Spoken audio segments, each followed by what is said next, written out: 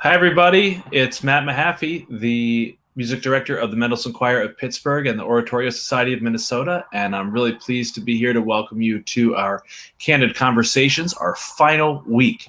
It's been a great 4 weeks of productions, and we've had some great guests, some great voice teachers, and we're going to finish it up tonight with a wonderful session by mezzo-soprano Victoria Vargas, and also my conversation about Mendelssohn's Elijah with Peter Mercer Taylor, the editor of the Cambridge Companion to Mendelssohn.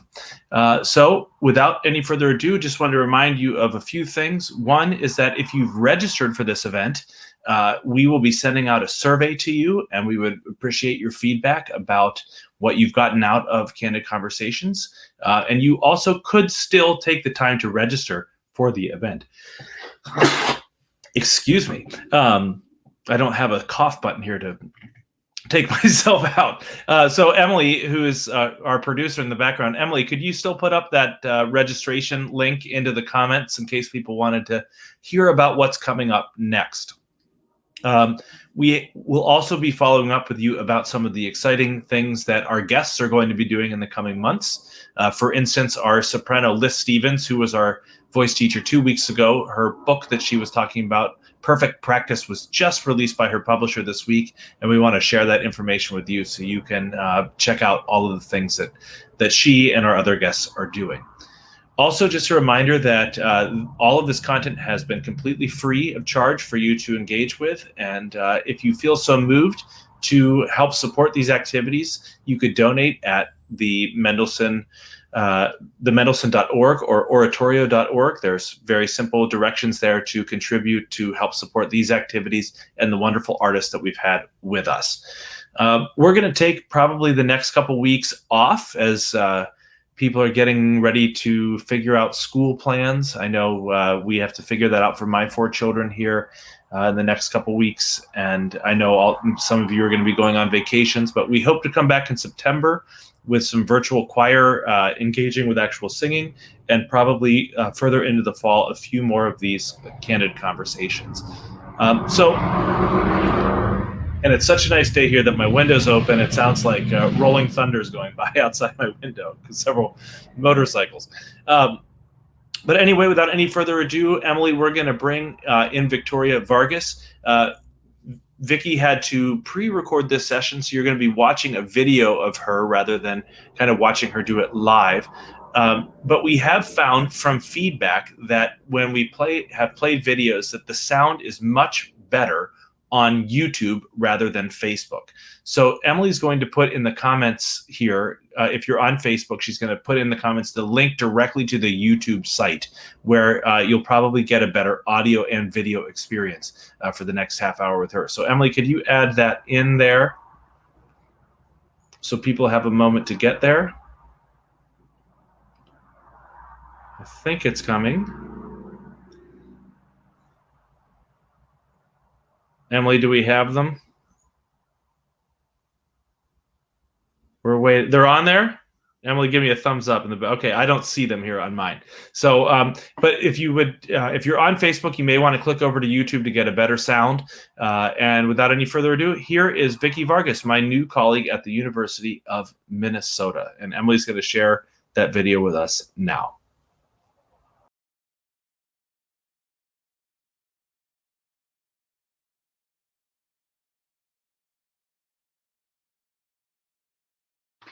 Hello, everyone. My name is Victoria Vargas, and for those of you who've seen the preview video, I am an incoming assistant professor of voice at the University of Minnesota. I'd like to begin by just thanking Matt Mahaffey for asking me to offer some information to you today. I hope that some of what I say is helpful. I'm sure many of you have had voice lessons. Some of you may not. Choir may be your outlet for voice. I just want to say that everything that I'm saying today, of course, is meant to be helpful. So if you are on a different vocal journey, or if you and your voice teacher are on a different vocal journey, that is totally okay. Take it or leave it. Today I'd like to talk about a concept called inclusive awareness. And inclusive awareness is just a fancier way of saying mindfulness of your body. When we talk about inclusive awareness, what we're saying is we're going to dissect parts of singing by maybe muscle groups that you don't always think about when you sing, and how we can just be more mindful, not controlling or manipulative of these muscular groups, but just more mindful of how they function when we are in fact singing. So just to jump right on in, I thought we'd start with a concept called the 6 points of balance. For those of you who really would love to take a deep dive into singing, I highly would recommend a book called What Every Singer Needs to Know About the Body. And in that book, it is a very detailed mapping and description of all the muscles involved in singing. But particularly today, there's a concept in that book we're going to discuss called the 6 points of balance. And 6 points of balance just means 6 places in the body that we would love to feel are stacked up gently on top of each other. We're not looking for rigid or tight posture. We're simply looking to find a sense of buoyancy and balance within our body. So the first place that we're going to talk about in these 6 points of alignment are your ankles. So even though you can't see my ankles, I just would like you to stand firmly with your feet on the ground as if you are the roots of a tree, and just move your ankles around for a second there. Just notice their flexibility. So if we're calling the ankles the first point of contact with the earth, we're going to move up to your knees. Now, when we're talking about the knees, people often think what we mean is the kneecaps, the patella. But really, I'm talking about behind that kneecap, more towards the center of the leg. So now we want to think about, how do our ankles work in relation to our knees, and how do our knees work in relation to our ankles? I'm sure you've heard this before, but we don't want tight, rigid, stiff, locked knees. So I call it walking your knees. I'm going to just have you move your knees side to side. Just bring some awareness to that. Hopefully that movement feels freeing and easy to you. Don't mind my squeaky floor. From there, we're going to move up to where your legs connect to your hips. And I just would love for you to stand on one leg if you can. Use the wall if you need. And I want you to just swing your leg in that hip joint. Swing the leg in that hip joint. Good, and just move it around in mini circles and place it down on the ground. I'm going to have you try that with the other leg. So we're going from where the leg meets the hip, and we're swinging back and forth, and then we're moving in mini circles. Good. We're going from that leg joint to the top of the hip. Now we're thinking about, how does the hip work in relation to where my legs begin? Common postural problems a lot of people have with the hips are that we like to either thrust the hips forward, swing back, a little bit more back, or we tend to tuck in. And we just want to feel like the top of the hip all the way to that joint at the bottom really has a nice gentle stacking on top of one another. So feel free to kind of move your hips around, move them side to side. No shame here, we're just exploring our own bodies. From there, we're going to move up to the shoulders, the arm joint, if you will. And I just would love for you to make some circles with your arms. Notice some ease and some freedom in that. And think about how those arm joints stack up over your hips. And lastly, and perhaps the one that maybe we don't spend a lot of time thinking about, but should as singers, is a joint called the atlanto-occipital joint. Very fancy. We're going to call it the AO joint. And the AO joint is a joint that actually connects your spine to your skull. And it happens between your ears. So that's kind of a crazy thing if you don't already know that, to think about your spine goes all the way up to between your ears in this joint relationship. So if we think about it that way, the movement of the head actually all really comes from that joint and light movement of the muscles of the neck. So when we think about standing up tall or having a nice lengthy posture, we're really trying to imagine stacking that head on top of that joint in alignment rather than the muscles of the neck. So just as a little treat to yourselves, I'd love for you to give yourself a little neck massage. So I'm going to have you go from behind your ear, gently, ever gently, down the sides of your neck. Just giving yourself a little bit of a massage along those neck muscles, called the sternocleidomastoid for those who are interested. And we're going along the side here, giving ourselves a little massage. So very quickly, and I'll have you place 2 hands behind the neck.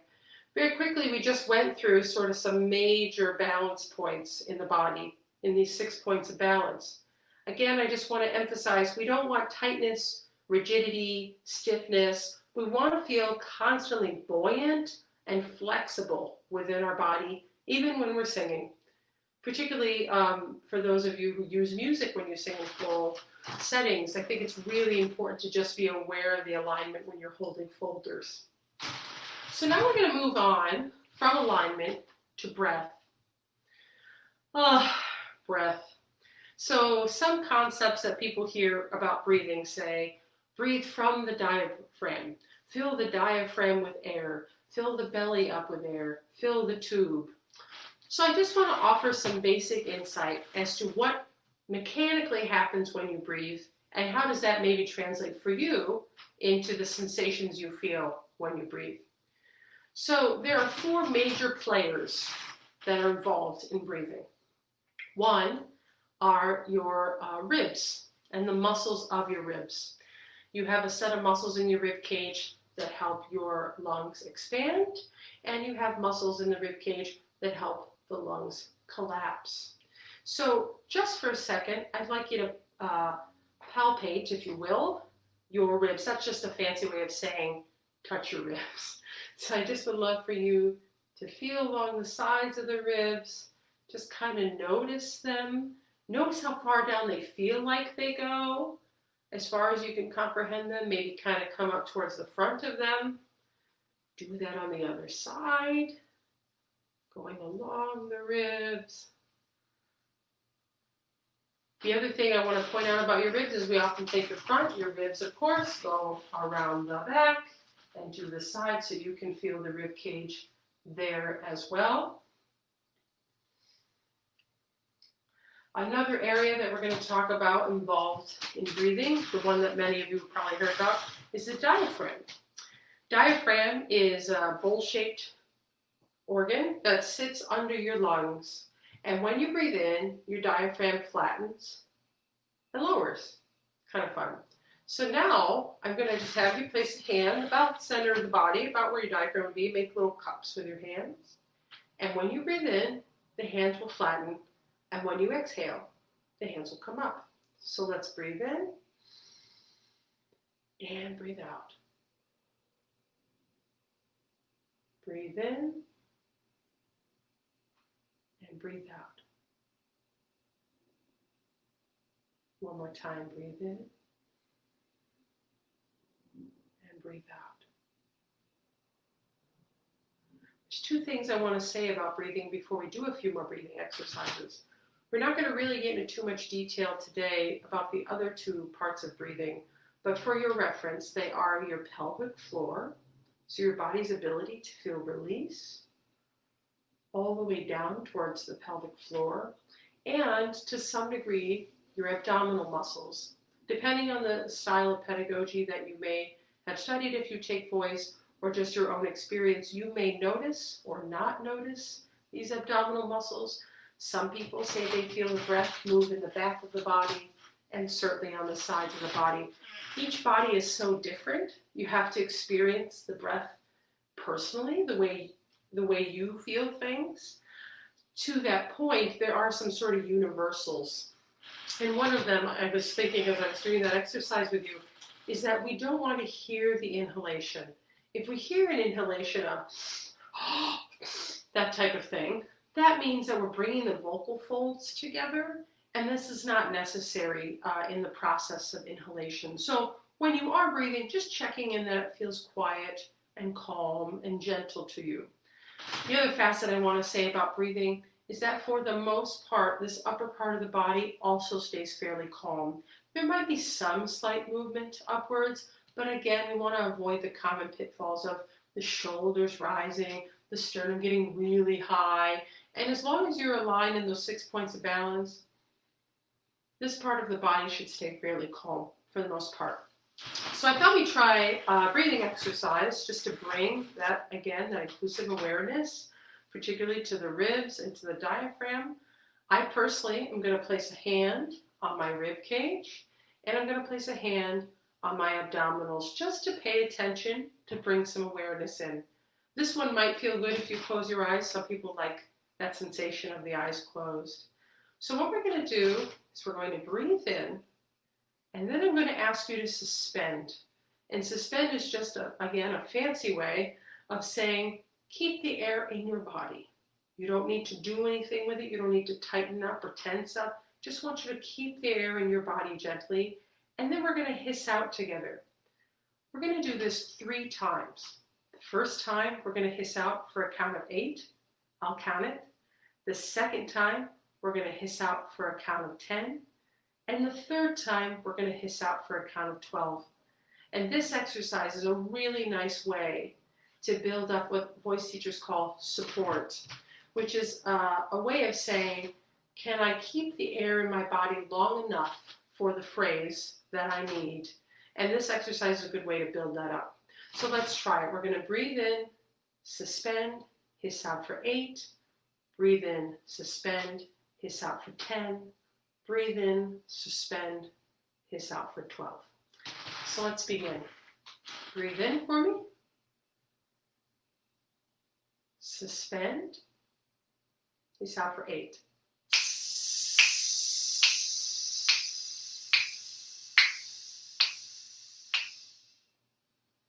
I was thinking for the inhalation, why don't we think 4, a gentle count of 4. I'll snap that too. So this time we'll breathe in, suspend, hiss out for a count of 10, okay? Breathing in for a count of 4. And suspend and hiss.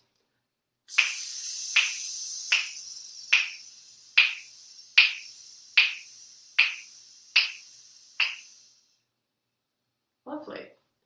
This time for this last round, we're going to suspend for a count of 4 too. So we'll breathe in for a count of 4, we'll suspend for a count of 4, and we're going to hiss out for a count of 12. So let's try that together. Breathing in, suspend, hiss out.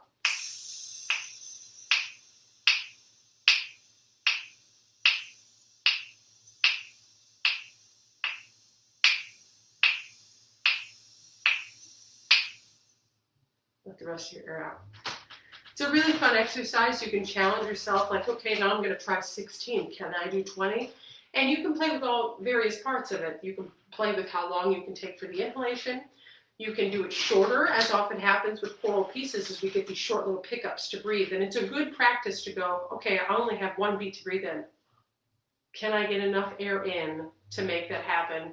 And hiss out for however many beats of particular phrases that you're working on.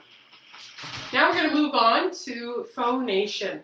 So phonation is just a way of saying the way that your body produces sounds. I tell people you already know how to phonate. You do it all day long. It's called talking. And so what we want to do in singing is we want to create a certain amount of ease and efficiency that we have, hopefully, when we're talking in our singing as well. So this first exercise we're going to do are slides. I'm not a great pianist. I will play it in both clefs at first, and then I'll probably just switch to treble clef. But since we're talking about inclusive awareness, I'd like you to take a second and close your eyes and say for me, mm-hmm. Let's do that together again. Mm-hmm. I'm going to have you do it one last time, and this time, I want you to pay attention to hopefully how easy and soft your throat feels. So let's breathe in together, and here we go. Mm-hmm. I have people start with this exercise for 2 reasons. One, hopefully there's no tension in your throat when you do that exercise. We want to keep the throat free of any sort of tightness or tension. And 2, without getting too far into detail, it also helps to keep the larynx, which is basically the house of your vocal folds, a little bit more released, a little bit more relaxed. So in this exercise, we're going to start on C, middle C here. I'd like you to just, for a couple times, we're going to go, and then we'll sing, and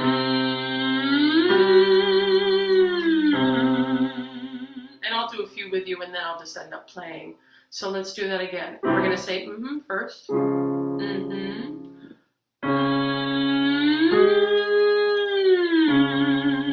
Trying to match that speaking model to the singing model.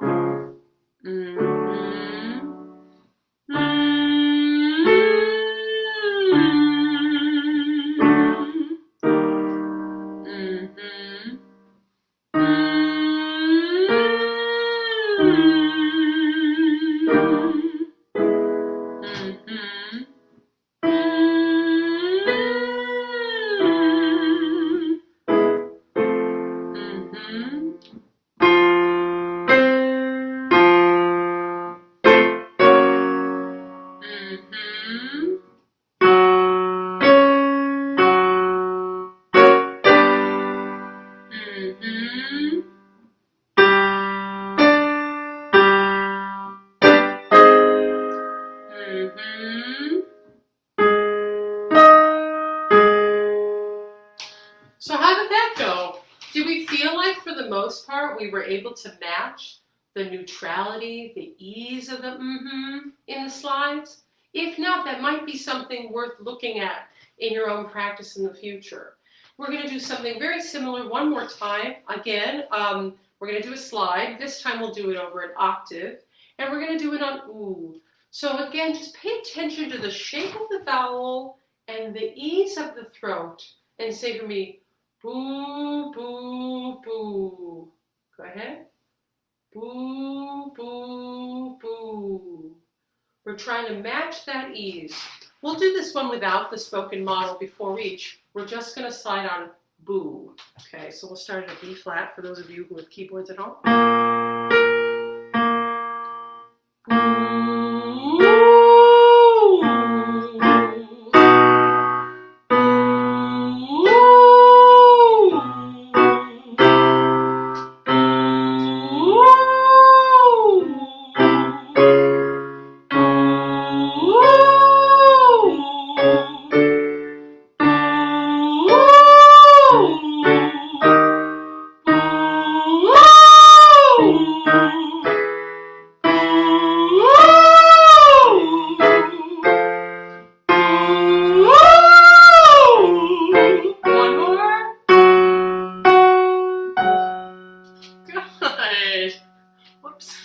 Nice job, really nice job. Now we're going to get into vowels. The thing about vowels is a lot of us think that vowels are made with the jaw, the tongue, the lips. You may have heard that saying, diction is done with the tip of the tongue and the lips and the teeth, which is not untrue. But we're going to dissect for just a second who exactly does what when it comes to articulation, which is really what vowels are all about. Vowels are made entirely with the tongue, meaning your jaw does not aid in the making of vowels. So it's a little party trick I like to do for first-time students is I'll go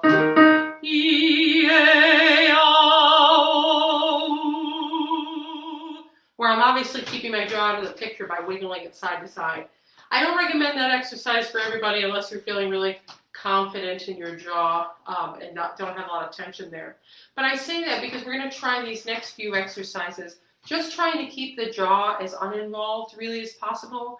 Your jaw naturally opens a little bit more when you sing higher. We're not going to go high enough quite yet for you to have to release the jaw so much. So what I'd like you to do is gently place a finger in front of the jaw here, and then I'm placing my other hand behind my jaw. So it looks like this in the front. And all I'm really going to use to make my vowels is my tongue and my lips. So the lips are really nice in that if they're lateral, the sound can be brighter, E, right?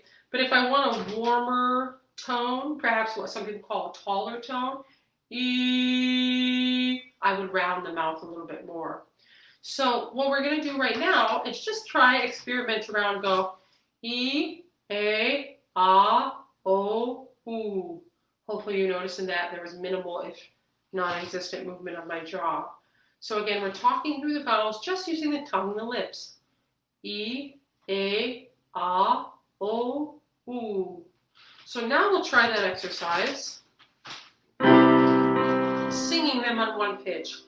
E, A, Ah, O, Oo. Let's start here. 2, 3, 4. E, A, Ah, O, Oo. Rounding for O and Oo. E, A, Ah, O, Oo. E, A, Ah, O, Oo. We're going to pick up the pace. Here we go. E, A, Ah, O, Oo. E, A, Ah, O, Oo. E, A, Ah, O, Oo. E, A, Ah, O, Oo. E, A, Ah, O, Oo. E, A, Ah, O, Oo. You guys take it away. Here we go.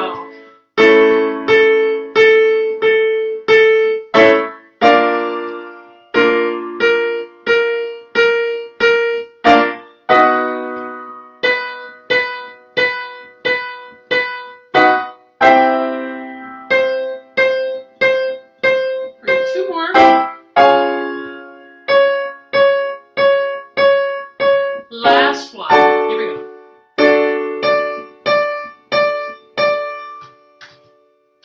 Lovely, lovely. We're going to do one more tongue exercise, and this one also involves making sure that we don't use the jaw. We'll start in a lower range for those of us, myself included, in the lower voice club. We'll start around an A flat. For those of you who need a little bit lower, I'd suggest doing a few lip trills or something down into the lower basement-y area of your voices. So what this exercise involves, again, I'm going to put that finger back on that chin, and I'm going to say ah ya ya, ah ya ya. I'm oscillating between ah and e, and I'm trying not to involve my jaw. Hopefully you see in this, I'll come a little closer to the camera, my tongue is moving quite a bit. Ah ya ya. So that's what we're looking to do, and it's 3 notes a couple times. So it's going to go ay ay ay ay ay ay ay. So just to count them, ay ay ay ay ay ay ay. 3 times of the pattern and then one last ah. Let's try that. I'll do a couple with you to get the pattern. So 1, 2, 3, 4. Ay ay ay ay ay ay ay. Ay ay ay ay ay ay ay. Ay ay ay ay ay ay ay. Ay ay ay ay ay ay ay. Ay ay ay ay ay ay ay. Ay ay ay ay ay ay ay. Ay ay ay ay ay ay ay. Take it away.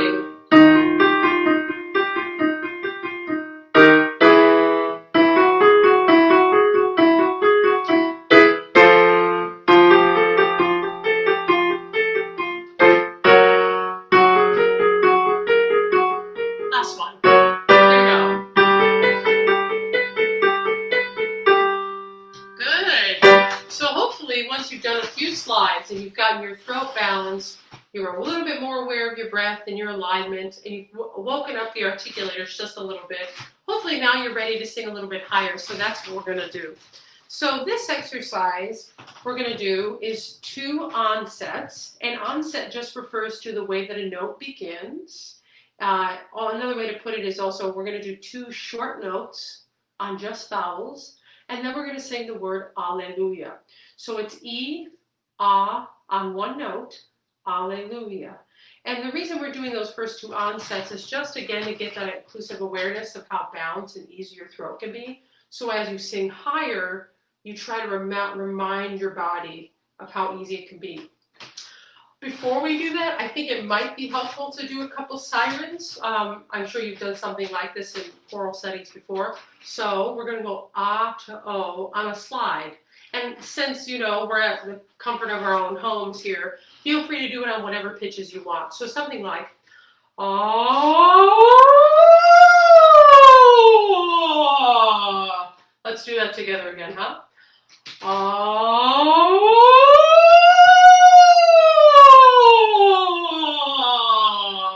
Unfortunately, we don't have too much time to talk about this today, but going higher, just kind of noticing how easy and open that space can be in the throat, in the back of the throat, that type of thing. Let's do one more time. Ah to O. Here we go. And oh. Lovely. Lovely. So this is going to go something like this. Hallelujah.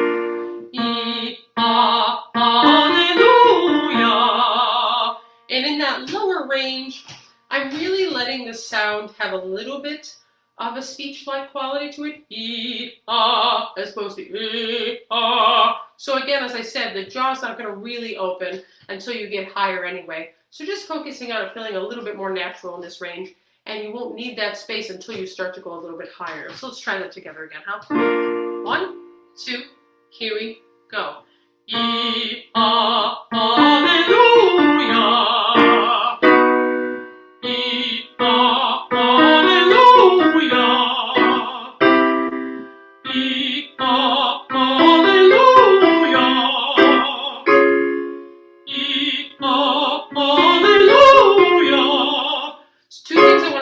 Before we go higher, notice that my Alleluia resonance is matching the resonance of my lower stuff so that it doesn't get too far back or swallowed. It's kind of sitting, for me personally, in the middle of the head. Resonance, it's so different for every person, but really what we want to feel is a sensation that has both a brightness and a darkness to it. In fancy Italian bel canto teaching, it's called chiaro scuro. And we want to feel both the clarity of the vowel and the space of the throat. So just kind of paying attention to that as we go a little bit higher would be a good thing. Let's try that. 1, 2, here we go. Hallelujah.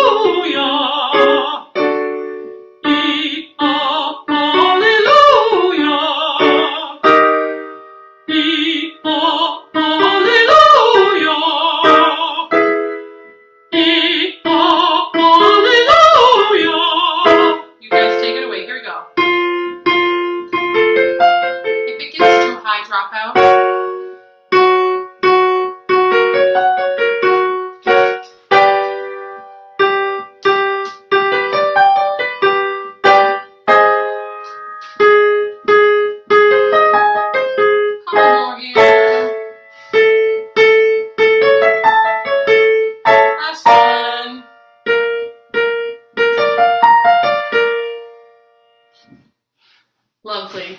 I just want to thank you all so much for spending some time with me today. Hopefully I shared some new information.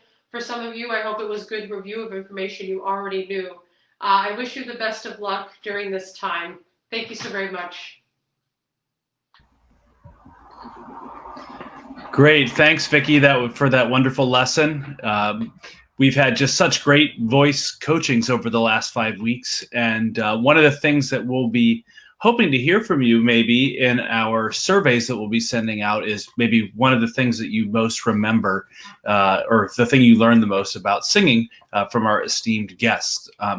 So a reminder that if you haven't registered, you could still register to get more information about future events, and also that if you are on the mailing lists of the Oratorio Society or the Mendelssohn Choir, that you'll also be getting the survey. So even if you haven't registered and you've participated in one or more of these events, we'd love to hear some feedback from you so we can continue to bring you some great content. Next, we have our guest, Peter Mercer-Taylor. Peter is also a colleague of mine at the University of Minnesota, and he is a favorite faculty member among students. in large part because of his wide-ranging musical interest. Peter teaches classes in 18th century opera. He teaches classes about the oratorio, but he also teaches the rock history class, which is a huge favorite of non-music majors, having 300 to 400 students in it per semester. And he lectures on everything from the music of Kendrick Lamar to Felix Mendelssohn. So he's a really interesting guy. And he and I actually had to pre-record this conversation because he had double booked himself. He said, yes, I'll be available to do Wednesday, August 5th. But then he was unaware that his wife had booked a trip for them to go to the Boundary Waters, which, for those of you in Pittsburgh, is an area in northern Minnesota known for its beautiful lakes and ravenous mosquitoes. So hopefully Peter isn't getting bitten up too much, but is enjoying a great portage, which is what they call it in the Boundary Waters, because you literally have to carry in your canoe and all of your food, and you go from lake to lake to do these wonderful canoe trips throughout the national park up there. It's really quite a spectacular event. So we missed him in person, but last Thursday he and I had a really great conversation, and we're going to play that for you now. So just a reminder, if you've just joined us on Facebook, we've had better luck with recorded files, that the sound quality is better if you watch this on YouTube. So if you go up into the comments of the Facebook feed that you're watching, you'll see a YouTube link for both the Oratorio Society and the Mendelssohn Choir. Now would be a great time to click on one of those to get your best video experience when we begin to play this. Peter and I had a wide-ranging conversation from everything about what a musicologist does to our shared awakening of the love of Mendelssohn, both of which we love. And I just love the fact that I so honored to be the conductor of the Mendelssohn Choir of Pittsburgh, since Mendelssohn was probably my first love as a composer in terms of classical music. We're going to talk about some specific parts of Elijah. If you did your homework, you may have read Peter's fascinating article about domesticity and Elijah. If you haven't read that article, you can go back after this session to either of our websites and read it. You may get even more out of it after you've listened to this. And if you have read it, I think you'll hear a little bit him kind of expound on some of the ideas that he talks about in that article. And then he'll tell us a little bit about his latest project that he's working on as a musicologist. So Emily, if we could kind of cue up the share screen here to get Peter's video ready to go. This is a conversation Peter and I had last Thursday. And again, I hope you enjoy it. It goes about 35 minutes. And if you have any questions that come to you throughout this time, just put them in the comments and I will try to answer your questions at the end. So here's a conversation between myself and Peter Mercer-Taylor about Mendelssohn's Elijah. Emily, take it away.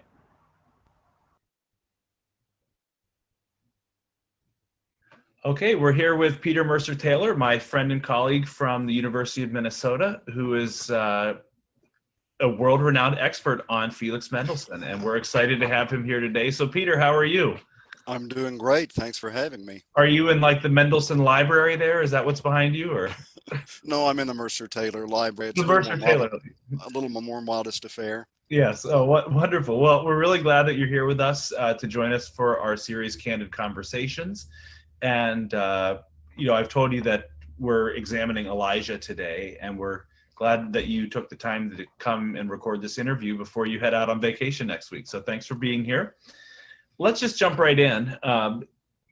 You are a musicologist, and it struck me as I was preparing for this interview that might be a fancy word that people think they know what it means because they know what music and ologist means. But tell us what you do. What is your, in the course of a year as a musicologist, what are you engaging in? Yeah, I mean, I realize that even a lot of folks with very serious commitments to music have never maybe been in the same room with a musicologist. There aren't that many of us out there. Yeah, I'm a music historian, and what that means is that, the university doesn't hire me to play the piano or teach anybody how to sing or anything like that. They hire me to teach courses about sort of the history of music, perhaps the criticism of music, to some extent, the sort of analysis of music, that kind of thing. And so that's what I teach. I teach music appreciation courses. I teach courses for graduate students who are training to be musicologists themselves that get into much more erudite kinds of readings and things like that.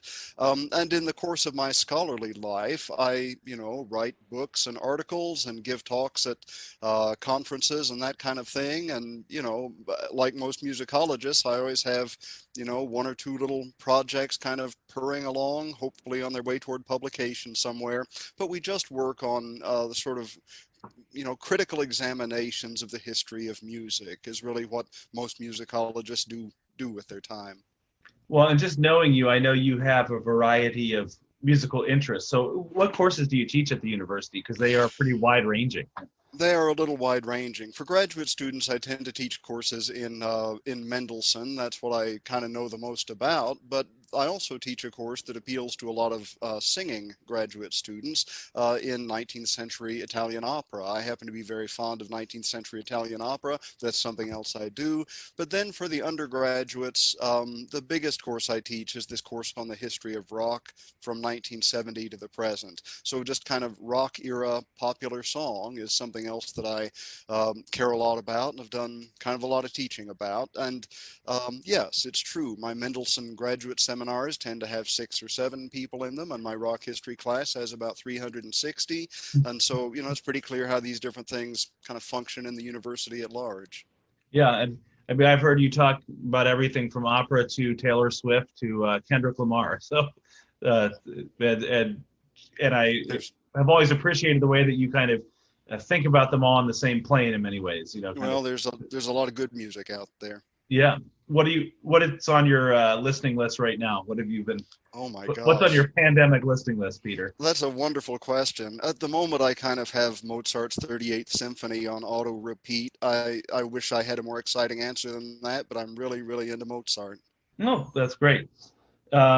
So, turning specifically to Elijah, what or Mendelssohn, what prompted your interest in Mendelssohn was it when you were a student or when you became a professional musicologist? What was the connection there? That's kind of the other side of the same coin I was just talking about. I got into the music business as a pop musician. I mean, if you sort of caught me at the age of 17, late in high school, I was a very serious singer-songwriter, and I was recording a lot of my own music and doing that kind of thing. But I had listened to maybe 5 or 6 pieces of classical music in my whole life by the time I got to college. And then I got to college and started to sort of listen to classical music and get more serious about that stuff. And then late in my college years, I started listening to Mendelssohn.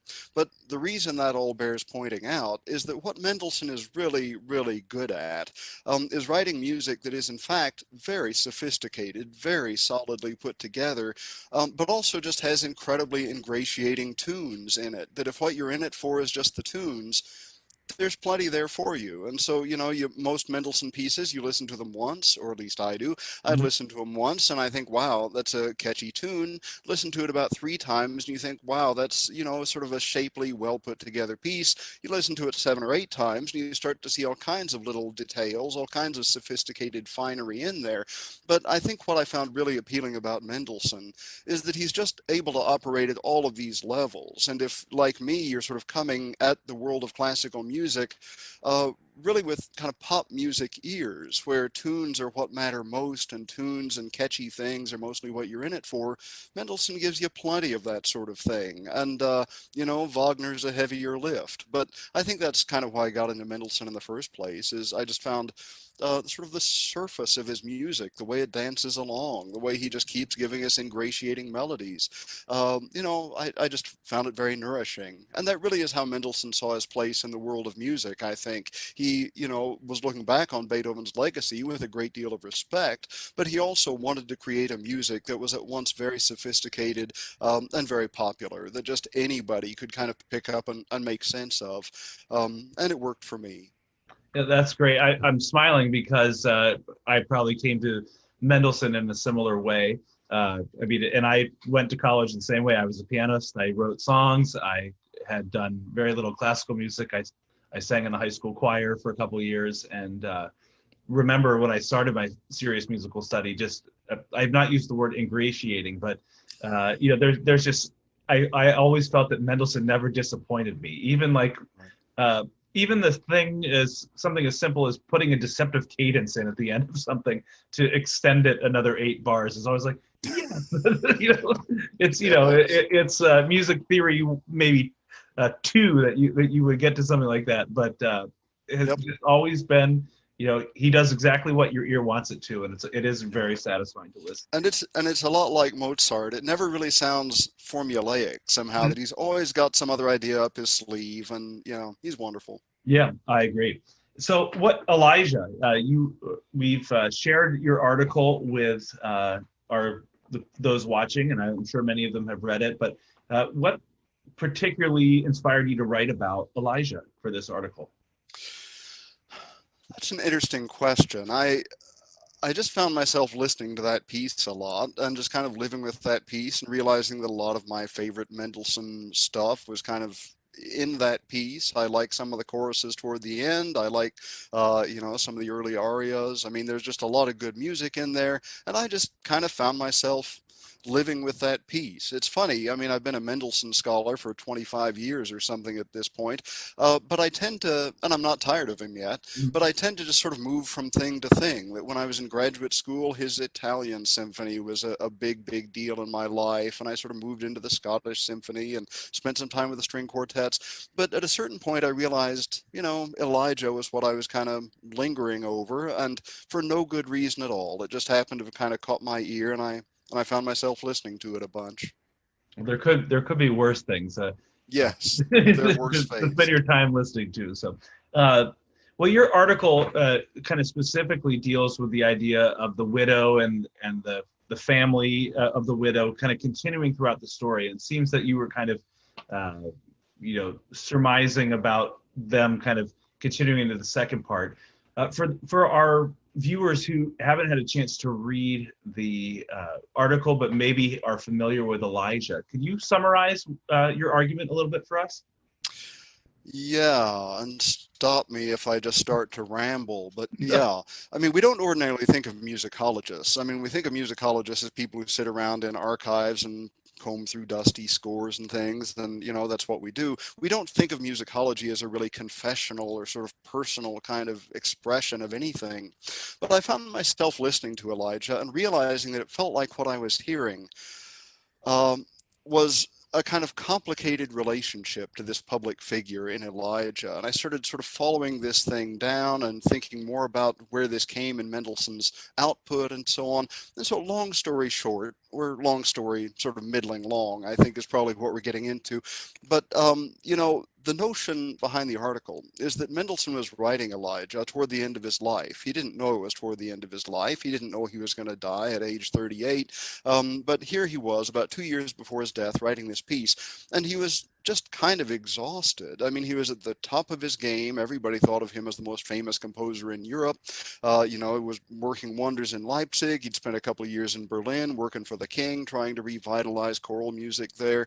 And he was just kind of tuckered out. And he, more and more often in letters to friends, he would say, wow, I just wish I could kind of retire. I wish I could just buy a house with a garden, and just hang out with my family and just not do this anymore. Who really cares whether all these performances, go well? It was kind of like his midlife crisis or something. Yes, that's exactly right. So and say he would have bought a convertible or something.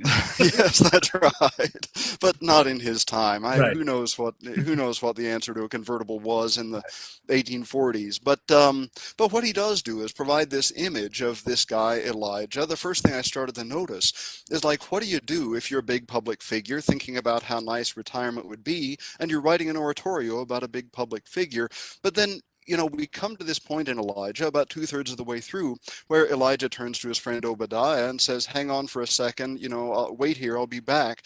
And then he heads off and he never comes back.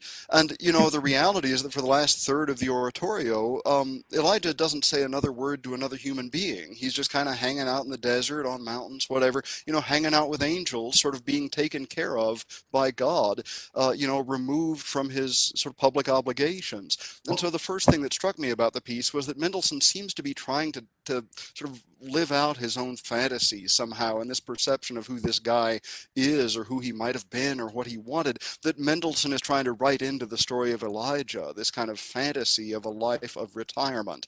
And so that's kind of half the story of that the article tries to get at. But the other half, as you said, has to do with this kind of surrogate family, that Mendelssohn includes this scene early on.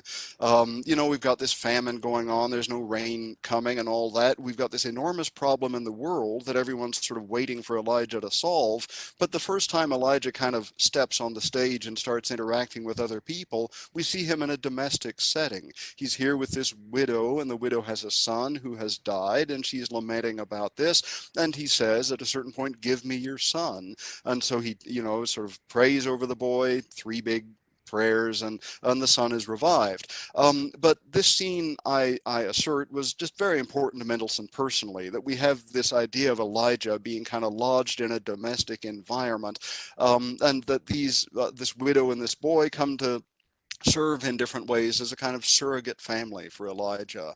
And Mendelssohn gets to write into the rest of the oratorio this sort of roles for this kind of shadow family that's there, behind the prophet.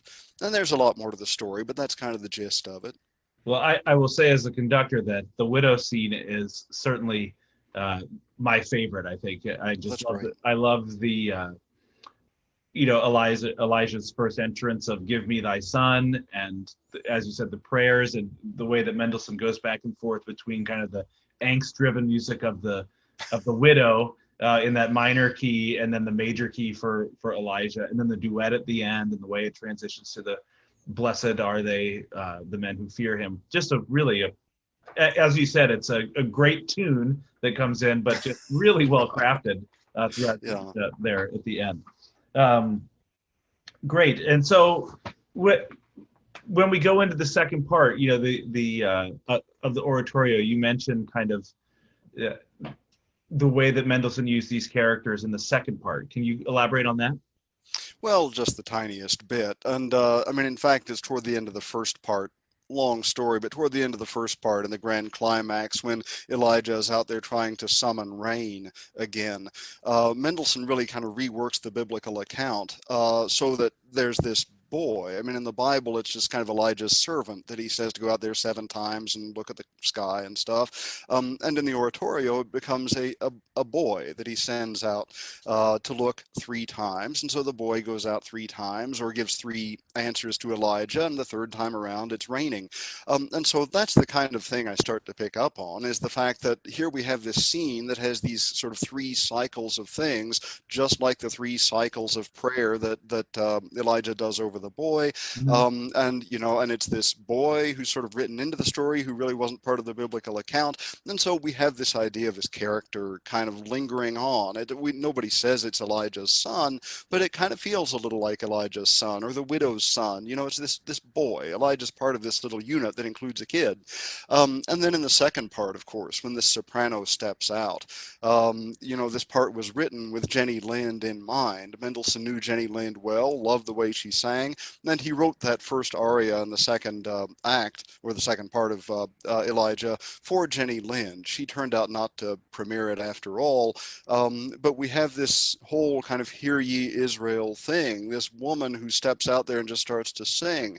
And the kind of thing I hit around at in this article is the fact that this is really kind of the first person we've had singing a solo that we can't kind of root in the cast of characters somewhere, that for the most part, this could be kind of an opera, that we know where all the voices are coming from, we know who all the characters are, and everyone singing is somebody we can identify. But that soprano who steps out on the stage at the beginning of the second part and sings that aria, we have no idea who she is. And so, as I suggest, in our mind's eye, we sort of go back to the soprano in the Widows scene, the last soprano soloist we heard from, and think, maybe that's the widow, sort of joining in the prophet's work, taking up the same kind of prophetic mantle that we're accustomed to seeing on Elijah's shoulders.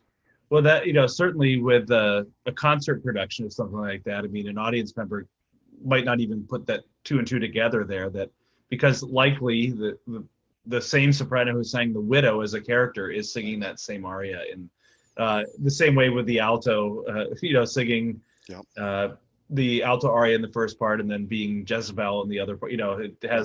There's some if it were, as you said, if it were an opera and characters were in costume, all of that would be a lot more clear. And the cute part is that in the early 20th century, people did stage Elijah a certain amount. They put it in operatic form, and that's almost always, as far as I can tell, that's almost always how it was done. That was literally the widow in the widow's costume up there at the beginning of the second part singing that aria, just to kind of put all that to bed. Yeah. Wonderful. You, in the article, you show a couple musical themes that go throughout, and I'm going to talk a little bit about that in other parts of this session. But what are some of your favorite instances in the way that he uses some of these motives? The one I thought was really interesting that was in Inversion. I thought that was interesting. Yeah, and certainly that's the one I'd have to go to if I just had to pick one. It is, as I said, Mendelssohn is very often doing very interesting things on the grand scale and also very interesting things on the very small scale. And one of the first things that really got me thinking about the idea of Elijah as a kind of domestic story, a kind of fantasy about a domestic existence for this prophet, one of the first things that struck me about it was the fact that we have that widow scene there in part one, where Elijah takes the son and prays over him and cures him.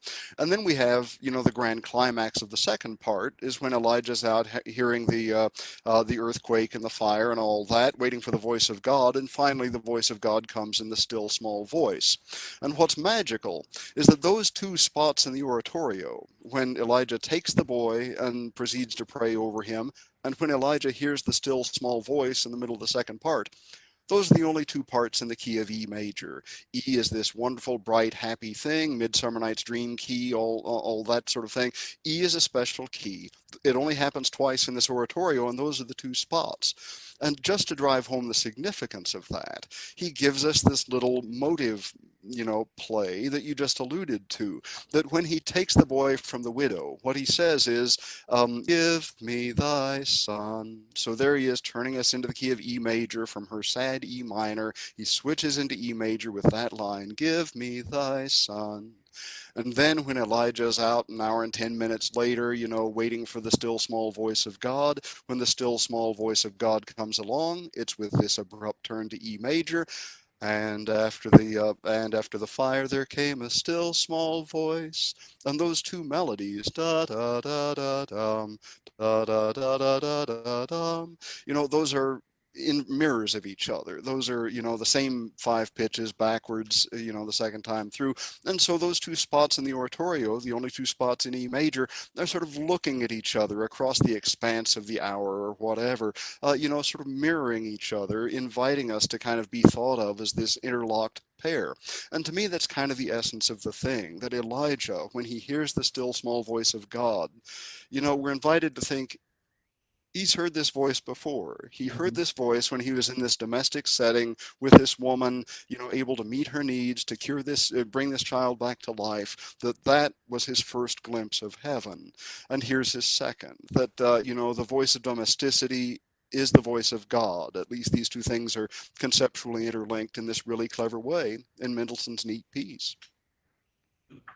Tell me about the moment you figured that out. Was it when you noticed that? Was it like you get chills down your spine, or did you? I don't remember that moment. I was probably taking care of a baby of my own at the time. I've got three. I don't know. I can't remember how that worked. But it was I mean, those things are really striking. Yeah, and Um, those, I hadn't put together before kind of going through this, that those were the only two moments of E major in the oratorio, which, I mean, I guess you could say is in, if you wanted to look at it from the beginning to end, is in D minor to D major from the very opening to the, but those two moments are I think exactly those really uh, ear catching or just emotional moments of the oratorio. So I'll ask, every time I mean, obviously Mendelssohn was a huge devotee of Bach, and we could talk for a whole episode about that connection there. But some of the things I look at in Bach, where people say, oh, this did this and this did that, and look at how interesting those interplay. I'm like, could he have really done that, intentionally? What do you think this is something that old Felix did on purpose? That's a wonderful question. And a certain friend of mine who likes to sort of mock my work, we're on very friendly terms, but we just come at the world very differently. And he talks about all of my scholarship, which very often turns on this kind of thing. Just one little thing you got to spot. And once you see it, a lot of things come in focus. But you're always left with the question, okay, did this guy really mean that? Or, are you just kind of making that up? And my friend refers to this as the secret decoder ring approach to musicology, that you approach a giant piece, but you've got the secret decoder ring and you hold it up and look at it just the right way, and suddenly, everything becomes clear in a new way. And that's always a little fishy. You always have to wonder about that. And I got to tell you, the question you just asked about the moment of discovering, hey, that's the same tune forward and backwards, that is the sort of thing that makes me think, like, there's got to be something to this. If it were just the keys, whatever, maybe just picked E major, but, just the keys, and then this funny sort of motivic mirroring that's going on. And you have to kind of wonder if he isn't just there kind of dropping breadcrumbs for people who end up on this path, saying, yes, you're on the right path. This is what I meant. But who knows? It is just me making all this up. It's like you're the Indiana Jones of That's right. Yeah, minus the danger. Yeah. Right, exactly. Well, I mean, I'm going to talk in some of the other parts about some of the main motives. The interlocking tritones that are kind of like the leitmotif, and then those Elijah chords. Just that happen every time he shows up somewhere, which are kind of majestic and ominous and thrilling all at the same time. So yeah. Okay, so that's great. So do you have a favorite part of Elijah? Do you have a favorite? You mentioned a couple of choruses. Maybe these two parts are your favorites as you discovered this kind of palindrome. But talk about some of what really still does it for you when you listen to it. This is not the answer that all you singers want to hear, but the overture is my favorite part of the piece. I do love the whole oratorio, but the overture, just this sort of bum, bum, bum, bum. Bum, ba, dum, bum, ba, da, da, da. Working toward the grand climax, it works its way too. The overture is just one of my favorite pieces of Mendelssohn music. I also like the last chorus in the first part. I don't know, I'm just kind of a sucker for the big noisy choruses. But that overture, I mean, it is really funny. He'd planned on not writing an overture. He thought this would be a piece without an overture, that you just sort of have a curse and the ball would be rolling and you dive right in. And it was, William Bartholomew, his translator, who kind of said, maybe you ought to think about an overture. And so Mendelssohn kind of knocked one off, and it just turns out, to my mind, to be magnificent. Well, he uses kind of that inversion or mirror imaging, even that half-step motive in that. Sometimes it goes da-da, sometimes it goes da-da. So maybe there's something to that as well. That is a great overture. It reminds me of, you and I were talking a little bit about Mendelssohn's oratorio St. Paul, which I've done once, and it's just a wonderful piece. But I think the part that is most memorable for me of that is also the overture, which is so if anybody wants to hear a really uplifting overture, check out the St. Paul overture, which is based on a chorale tune, Wachet auf. And we were talking about the difference between Mendelssohn's first oratorio, St. Paul, and Elijah. Can you elaborate on that a little bit for us, and why you surmise that some of the structural elements of St. Paul don't recur in Elijah? Yeah, and of course the most interesting difference between the two is the fact that St. Paul has a bunch of chorales in it, and Elijah doesn't have any actual chorales, sort of maybe one, but probably none. Right, and it actually fell to a friend of mine, Jeffrey Sposato, who's another Mendelssohn scholar who's worked hard on the oratorio librettos and is now the director of the School of Music at Illinois University. But Jeff Sposato published an article a few years back about the reception of St. Paul in England, in which he said some things that none of us had ever really known were true before, though we should have guessed them. And that is that when St. Paul was premiered in Germany, in Dusseldorf at the Lower Rhine Music Festival, and then, of course, Mendelssohn being a big hit in England, they took it to England. And when it got to England, English people mostly didn't have any idea what the chorales were. I mean, there were critics writing in newspapers saying, wow, Mendelssohn has created this really interesting kind of meditative, lyrical, sacred song, how nice. And they didn't have any idea that these were pre-existing tunes that Mendelssohn was setting. They just were not cognizant of the chorale tradition. And so, of course, when Mendelssohn comes back 10 years later to write a piece for Birmingham, for an English audience, he understands that job one is to skip the chorales because English people don't get anything out of them. And so, I mean, to me, that's I don't know, that's the most interesting difference between the two. But I do love both pieces. And so just going back to Mendelssohn, obviously being in Leipzig, having kind of resurrected the music of Bach, that's where he would have kind of come in contact with that chorale tradition. Is that correct? Yeah, I mean, in fact, this is another big can of worms, but I mean, he kind of grew up steeped in the chorale tradition. Oh, He yeah. grew up in an interesting family, but like his great aunt Sarah Levy, a great aunt on his well, it doesn't matter. We don't have to tell the family story. But his great aunt Sarah Levy was this pianist who, had been a kind of patron of Carl Philipp Emanuel Bach, knew some of the other Bach brothers. Sarah Levy was a very serious pianist and a runner of a serious salon, and she had been largely responsible for sort of keeping the Bach keyboard tradition alive in Berlin, through the years after Bach's death, when most of his choral music had totally fallen by the wayside. And meanwhile, Mendelssohn was learning how to compose from this guy, Carl Friedrich Zelter, who was running the Berlin Sing Academy, who was himself really into Bach and, was putting Bach cantatas in front of these people. And so it wasn't in Leipzig that Mendelssohn was encountering this stuff for the first time, but there was certainly a powerful sense that being there in Leipzig, Bach's old stomping grounds, that was a time to really sort of bring that kind of thing back to life somehow. But yeah. So I mean, just so for our viewers who are watching, if you listen to a little bit of St. Paul, you would hear these kind of hymn tune like sections in it, which would have been out of that German chorale tradition, and that is noticeably absent in Elijah. Right. Well, Peter, while we're talking about hymns and chorales, tell us a little bit about your current project that you're just finishing up, that I know you and I are going to be working together on some recordings of this when the choir can actually come back together at the University of Minnesota. But Kathy and I are going to help you out with that. But tell the viewers what you just have finished up and when it's going to be available. In a nutshell, they're telling me September 23rd is when this book comes out that I've been working on, depending on how you want to count, maybe 15 years or something. And this is a book about pre-Civil War American hymn tunes that are based on classical music. And so we still sing some of these, joyful, joyful, we adore thee, ever blessing, ever blessed, grab a little Beethoven's Ninth Symphony, stick a hymn to it, and you got yourself a new hymn tune.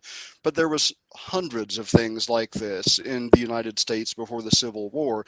And this is how a lot of Americans got their first dose of classical music. This was the kind of big conduit getting a bunch of Haydn and Mozart and Beethoven tunes into the United States. Hymns were the best-selling form of popular music back in those days in the 1830s, 1840s, and a lot of them were based on classical pieces, classical snatches of melody. And so that's what the book is about, is just trying to sort of trace the trajectory of this sort of thing, its popularity through the pre-Civil War decades. So yeah, the book will be called Gems of Exquisite Beauty, How Hymnody Carried Classical Music to America. And yes, as I think you suggested, there's also this website coming out with it, AmericanClassicalHymns.com, which will go live about the time the book comes out, and it'll be a big repository of about 277 actual scores and recordings of these pieces, with an invitation to any interested choir to record more of them. Once the tunes go out there, I hope that everybody will pick them up and start to send me recordings. That's great. So 15 years, that's a huge project.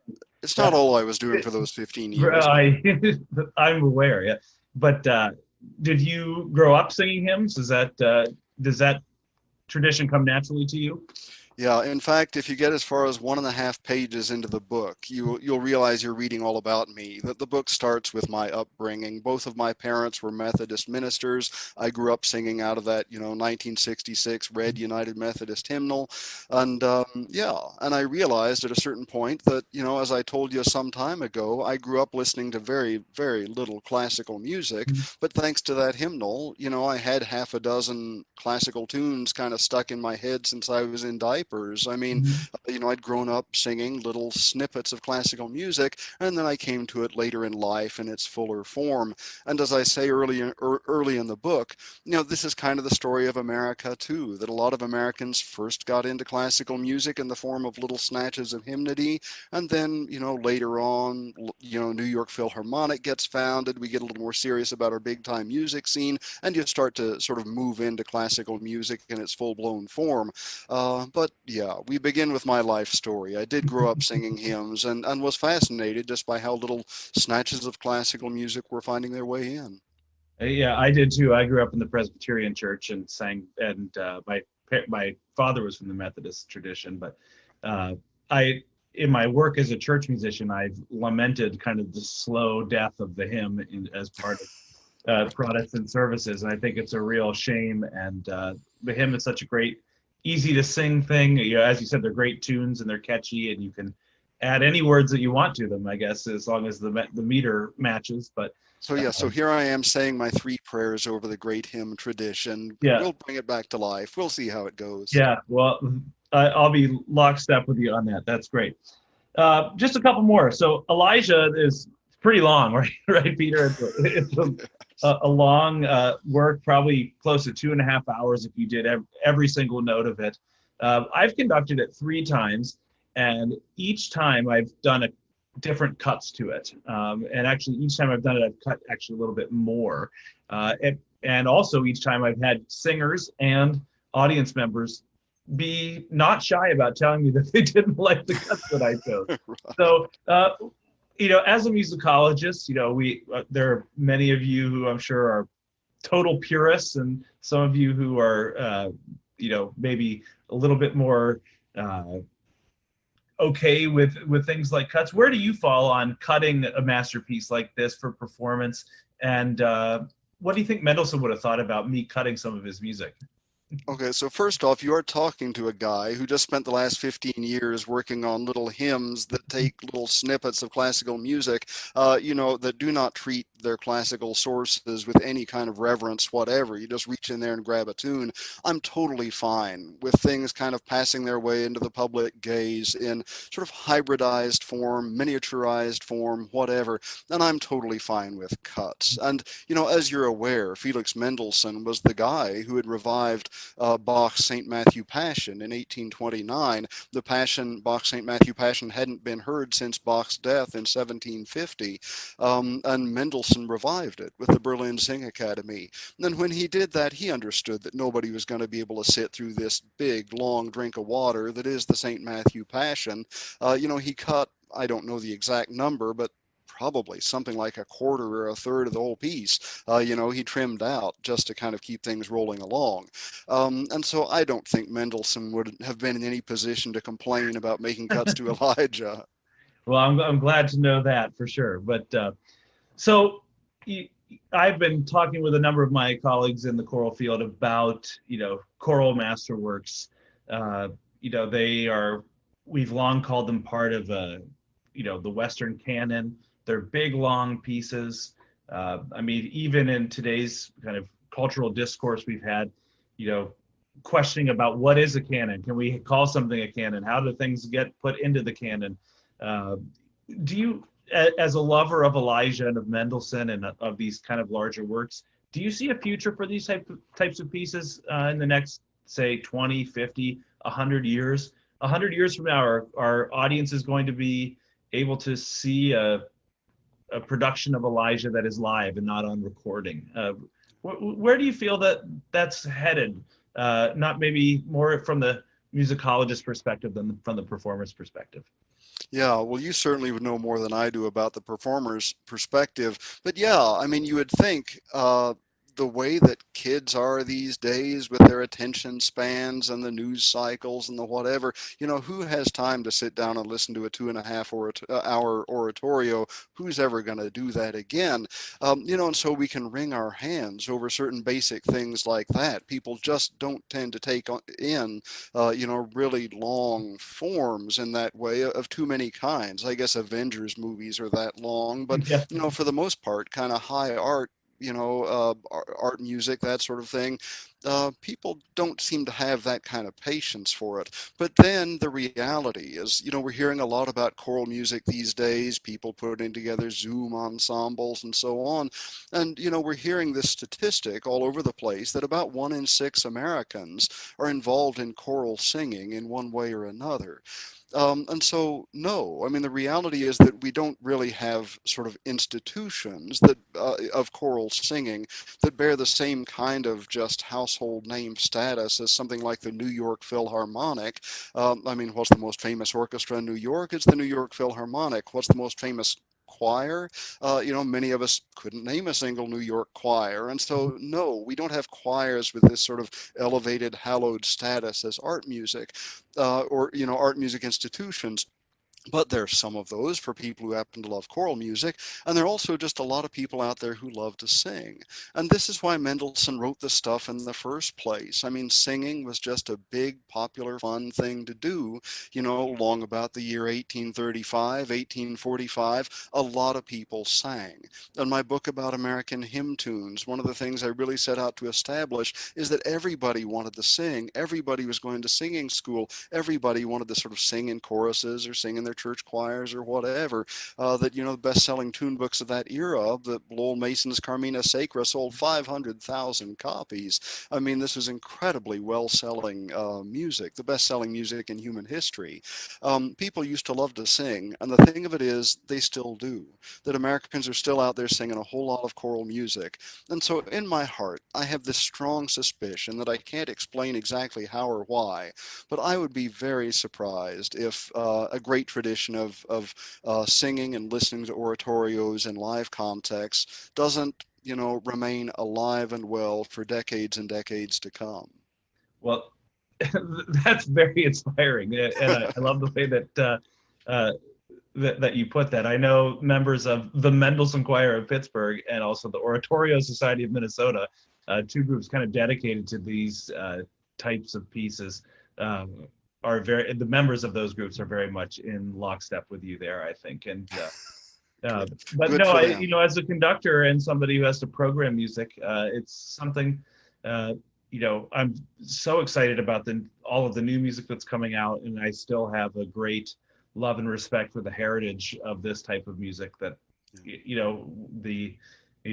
I would say most composers today would recognize they're standing on the shoulders of giants because they get to take all of the music that comes before them and synthesize it and make it new and do all those things. So it's an exciting time for music for so many reasons.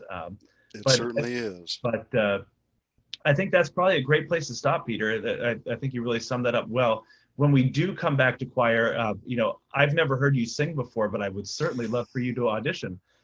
We'll have that conversation off camera. Well, I thought you really nailed your singing excerpts today. So thank you. I appreciate it. You bet. But Peter, thanks so much for being here. And I thought that was just a fascinating discussion. And I look forward to having you back for another one. Well, thanks for the chance to talk. All right. Thank you so much.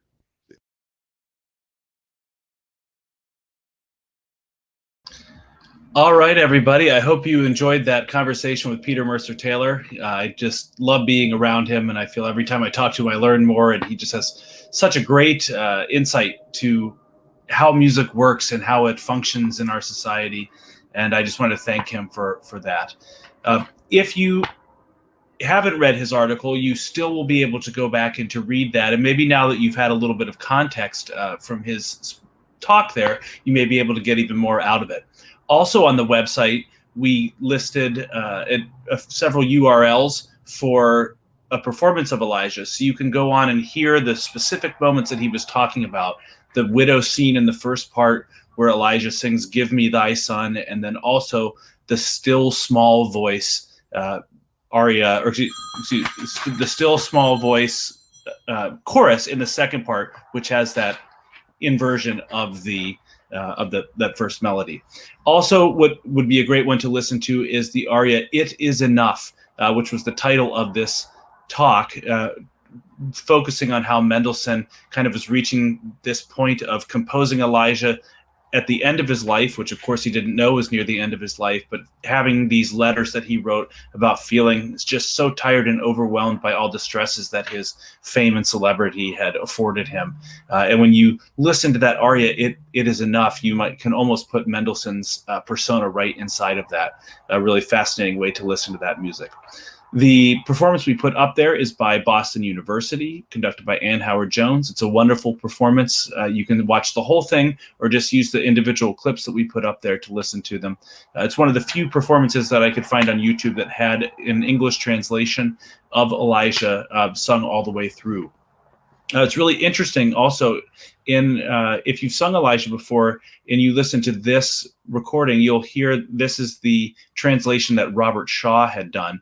Elijah has a really kind of interesting history in terms of the language that it was performed in. Obviously, Mendelssohn spoke German. It was kind of originally crafted in German and then immediately translated into English for its first performance, and then back into German for a German premiere as well. So it's either known as Elijah or Elias. So either one is, again, equally beautiful, but kind of the first performance was meant to be in English. But there are a few moments in the original English translation where the prosody of the text or the accentuations of the words doesn't line up in a way that maybe an English composer would have done. And Robert Shaw went back to try to do a few translations switches to make sure that the flow of the text worked a little bit better. So if you've not heard that before, you'll hear that on that recording. That brings us to the end of Candid Conversations. We've just had a wonderful 4 weeks with a number of guests, and I've written them all down here, and I just wanted to take a moment to recognize all of them again and to let you know that we will be reaching out to you if you've registered for this event or if you're a part of the mailing lists of the Oratorio Society or the Mendelssohn Choir of Pittsburgh, and letting you know what some of these artists have in store with their big projects in the coming months. But I'd like to take a moment to thank our voice teachers, Jamie Chamberlain, Kira Duffy, Liz Stevens, Nathan Granner, and Victoria Vargas. Just 5 really excellent technical presentations for you, a wide range of topics. And it was interesting for me to watch those over the several weeks and to say like how they were all saying many of the same things differently. And I think that's really a great way to think about voice. You know, I've had teachers in the past that I worked with right away and they said something and it clicked. And sometimes I would have a teacher that wouldn't immediately click, but then when I heard it a different way, I could go back and think, oh, that's what that teacher was trying to say to me. So I hope you got a lot out of those. Also, this is a great time to remind you that if you wanted to go back and think about what they were saying, you can go back to either of the YouTube channels or the Facebook Live channels and rewatch any of those voice lessons if you wanted to view that content again. Similarly, all of our guests' presentations are still available on YouTube and Facebook. And I wanted to take a moment to thank those guests, which included Tesfa Wandamagnew, Ahmed Ansaldua, Jocelyn Hagan, and tonight, Peter Mercer Taylor. I'd also like to thank Emily Stewart, who's in the background. She's our producer. She's been back running all of these slides and videos and has done just an incredible job doing that. I'd also like to thank Melinda Mowry of the Oratorio Society, who was did a big part in putting this together. I know she's watching tonight, and last week we congratulated her on her 40-year retirement from the Oratorio Society. So Melinda, thank you again for your work on this, and also to Maggie Richardson of the Mendelssohn Choir, who did a lot of work on the public relations for this event. I feel like I'm wrapping up the end of a baseball broadcast, thanking all of the producers and the camera people and the microphone people. And it's just interesting tonight that the two groups who are watching this, most likely in Pittsburgh and Minnesota, that the Pirates and the Twins are currently playing right now. And I have a baseball lover, and those are my two favorite baseball teams.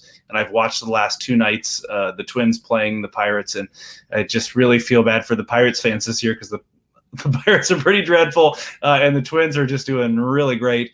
But it's kind of a unique night, and I know also the Penguins are playing right now, so I'm sure many of you were listening to this with the Penguins on mute if you're at home in Pittsburgh. And the Wild, I think, play tomorrow afternoon in the NHL. So it's exciting to have sports back. I hope it's been exciting for you to have some of these musical conversations back. As we go into the fall, we are going to, if you're a member of the two choirs, you'll be hearing from me about some musical opportunities that we're going to try to put together. And if you are a fan and a listener of these presentations, thank you for watching, and we're going to try to come back in the fall with a few more of these. Again, it would be really helpful to hear from you in our survey that we send to you, so we know maybe some of the things you'd be interested in hearing about or learning about. So again, thank you very much for joining Candid Conversations. We're signing off for now, but we will be back hopefully in a couple months with some new content for you. Thank you so much for joining us, and we look forward to seeing you soon. And to all the singers out there in both groups, I miss you so much, and I just can't wait for the opportunity to make music with you again. I think it's going to be wonderful and very exciting when we have the chance to do so. Thanks so much, folks. See you soon. Goodbye.